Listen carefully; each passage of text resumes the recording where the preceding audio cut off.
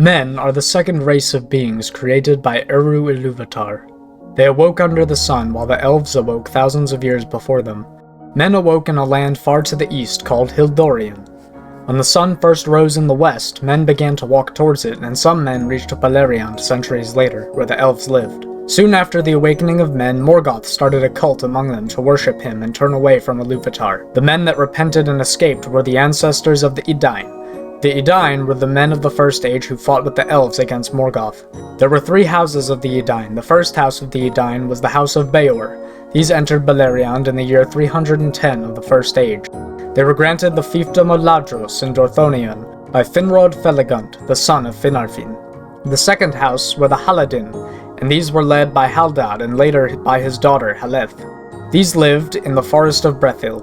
The third house, which had the greatest number, was the House of Hador. These men lived in Dor-Lomin. A famous man among these was Turin. Of the men that entered Beleriand were those known as Easterlings, and they fought on the side of Morgoth in the First Age. In later ages, the Haradrim and the Easterlings would fight on the side of Sauron against the descendants of the Edain. The Edain and the Druedain. As a reward for their service against Morgoth in the Wars of Beleriand, the Edain received the Isle of Numenor, between Valinor and Middle-earth. These men were led by Elros, the brother of Elrond, who was a man, and took the name Tar Miniatur. Over centuries, the men of Numenor began to resent the gift of men, which is death. They wished to become like elves and enjoy their worldly treasures for all time. Many Numenoreans began to turn away from the Valar. The Numenoreans divided into the King's men, who were against the Valar, and the faithful, who respected the elves and the Valar. Sauron came to the Isle near the end of the Second Age. He taught the Druedain many crafts and secrets of lore, and gained favor with the king Ar-Pharazôn. Sauron later advised Ar-Pharazôn to attack Valinor and claim immortality. He did this foolishly, and as punishment, Eru Ilúvatar drowned the Isle of Numenor amid the sea, and the faithful escaped. The faithful founded the kingdoms of Gondor and Arnor, Black Numenoreans and Haradrim.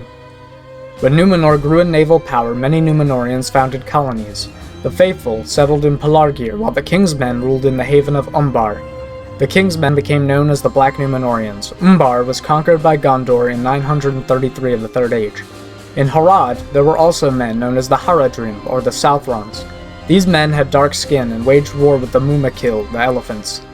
They were hostile to Gondor, though they were defeated in 1050 of the Third Age by Hiarmendasil I. During the War of the Ring, Umbar and Harad regained their strength and fought with Sauron against Gondor. Easterlings.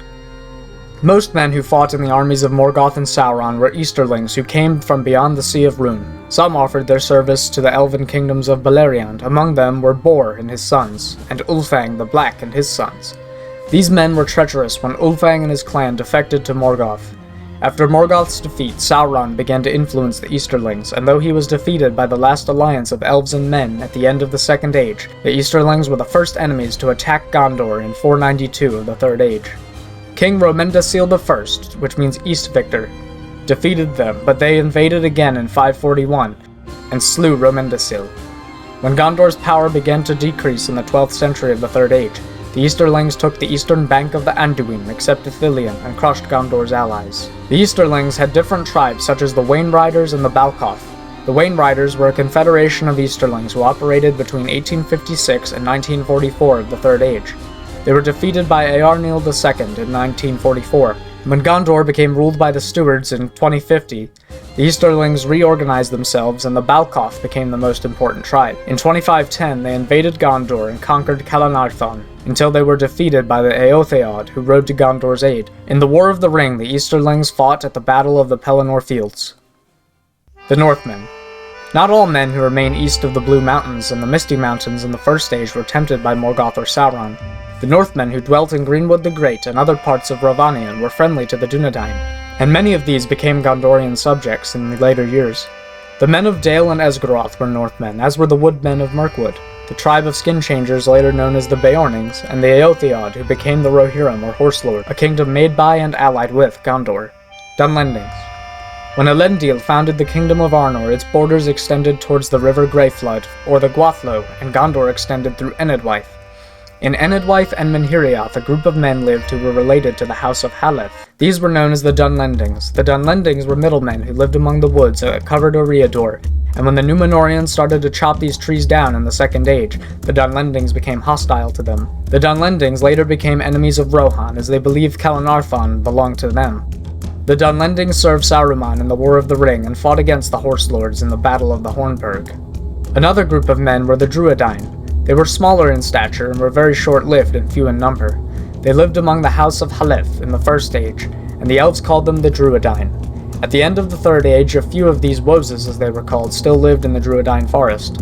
They held off orcs with poisoned arrows and were vital in securing the aid of the Rohirrim in the Battle of the Pelennor Fields. King Elisar granted the Druedain forest to them forever in the Fourth Age. Hobbits. Hobbits were strictly a race of men rather than a separate species. The origins of hobbits is obscure, and they were first discovered by other men in the middle of the Third Age. They were granted the Shire by the King of Arnor, as they helped the men fight against Angmar in the Third Age. Thanks for watching, everyone. Make sure to comment down below which group of men would be your favorite. My favorite would probably be the Northmen or the Rohirrim and the Dalemen.